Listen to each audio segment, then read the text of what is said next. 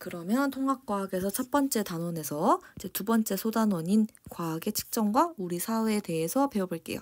첫 번째로 측정과 측정 표준에 대해서 나옵니다.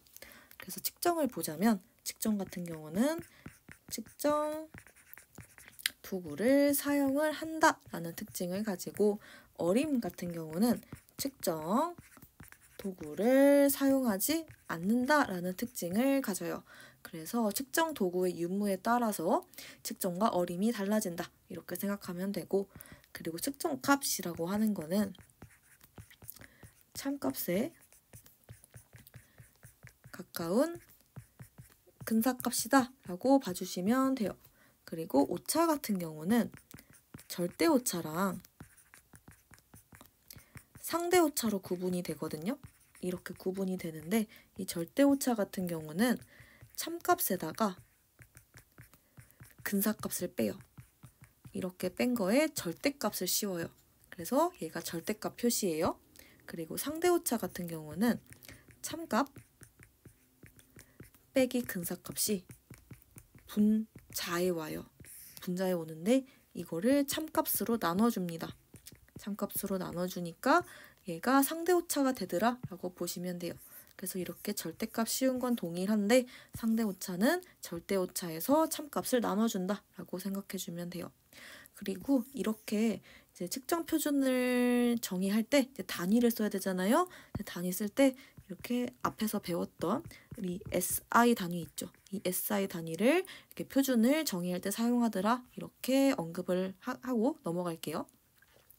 그리고 이제 두 번째로 자연의 신호와 정보에 대해서 나오는데 첫 번째로 신호 같은 경우는 주변에 변화가 전달되는 거예요. 그리고 정보 같은 경우는 신호를 의미 있는 형태로 만들고 형상화한 것이에요. 그리고 두 번째로 센서에 대해서 나오는데 센서 같은 경우는 아날로그 신호가 있어요. 이 신호를 디지털 신호로 변환하는 장치예요. 그래서 이렇게 아날로그 신호는 자연의 신호다라고 생각을 하면 되고 이 디지털 신호라고 하는 거는 전자기기가 이걸 감지한다라고 보시면 됩니다. 그리고 이렇게 센서 같은 경우는 감지하는 신호의 종류에 따라 분류를 해요.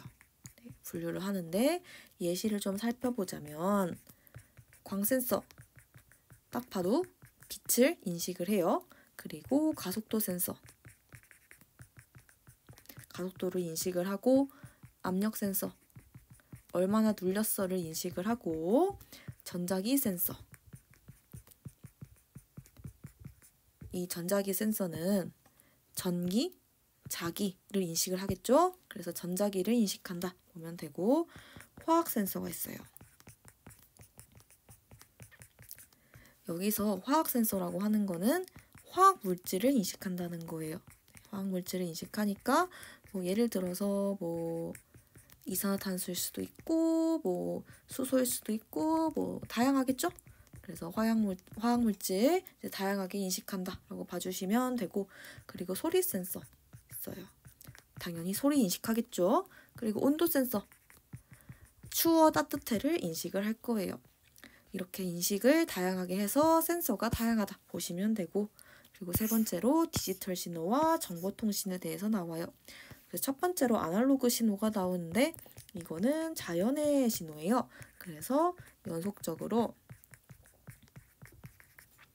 변하는 신호다라고 봐주시면 되고 그리고 디지털 신호라고 하는 거는 불연속적이에요.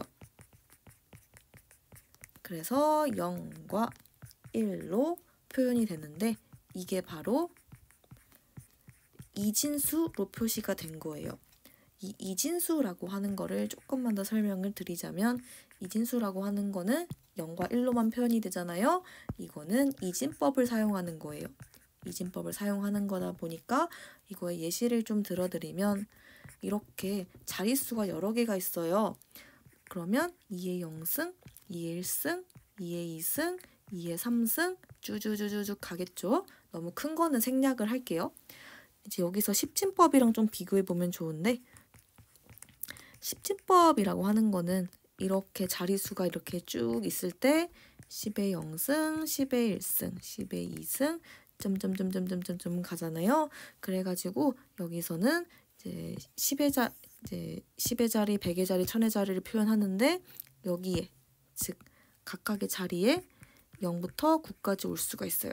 그래서 우리가 뭐 801, 뭐 7269 이런 식으로 표현을 할 때 여기 각각에 올 수 있는 숫자들이 0부터 9까지였죠.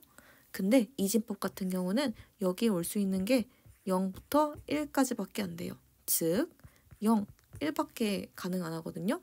그래서 이걸 표현할 때 얘는 있다, 얘는 없다 이렇게 표현을 해요.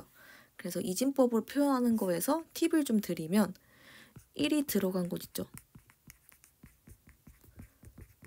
곳에 이런 2의 n승들 있죠. 2의 n승들을 다 더해요. 그러면 얘는 십진법으로 표현이 됩니다. 그래서 이게 바로 이진법을 십진법으로 변환하는 거다라고 생각하면 돼요. 그래서 이것도 예시를 한번 들어드리자면 뭐 10110이라는 숫자가 있다고 해볼게요. 얘가 이진법이에요. 그러면 얘는 2의 0승, 2의 1승, 2의 2승, 2의 3승, 2의 4승 자리죠. 근데 우리는 1 들어간 자리만 체크하기로 했어요. 그래서 1 들어간 자리를 체크를 하면 2의 4승, 2의 2승, 2의 1승이에요. 얘네들을 싹 다 더하면 16 더하기 4 더하기 2죠. 그래서 얘네들은 22예요. 그래서 나는 10110을 이진법으로 표현했는데 이걸 십진법으로 표현하면 22라는 숫자구나 해서 서로 이렇게 변환을 할 수가 있어요. 그래서 이진법이란 친구는 있어 없어 있어 없어만 표현을 하다 보니까 훨씬 더 편리하게 표현할 수 있구나 라고 생각을 할 수가 있어요. 그리고 이 이진법 같은 경우는 또 이제 기본 단위가 있어요. 네, 기본 단위가 이진법을 사용하는 디지털 신호에서는 비트다라고 생각을 해주시면 돼요. 그래서 비트라는 단위를 우리 디지털 신호는 사용한다라고 봐주시면 돼요. 그래서 여기서 이제 아날로그 신호, 디지털 신호 그림을 좀 비교해 보면 아날로그 신호는 이렇게 연속적으로 변하는 특징을 가지고 있어요. 하지만 디지털 신호는 이렇게 무언가 끊기는 느낌을 가지죠. 그래서 끊겨서 뭔가 0, 1로만 표현되는 것들이 불연속적으로 표현되는구나 하고 하는 게 디지털 신호다라고 봐주시면 됩니다. 그러면 이제 신호에 대해서 비교를 했으니까 디지털 정보의 변환 과정에 대해서 살펴볼게요. 그래서 변환 과정을 살펴보자면 자연 신호가 있어요. 아날로그 신호겠죠. 이것들이 센서를 거치면서 변환이 돼요.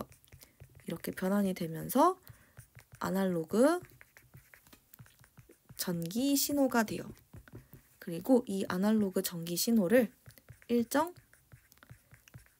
주기로 잘라요. 그래서 이진수로 표시를 합니다. 그러면 얘네들을 변환을 해요. 변환을 하면 얘네들이 최종적으로 불연속적인 디지털 신호로 변하게 됩니다. 그래서 이렇게 자연 신호가 디지털 신호로 변환이 되고요. 그럼 이렇게 디지털 신호들은 장점이 엄청 많을 거잖아요. 그래서 장점을 좀 살펴보면 저장 용량이 굉장히 작아요. 그리고 복사랑 편집이 용이합니다. 그리고 오차에 민감하지 않아요. 민감하지 않아서 안정적이에요. 그리고 정보 손실이 적고 대량 정보의 처리가 용이해요. 그래서 이렇게 굉장히 다양한 장점을 갖고 있거든요.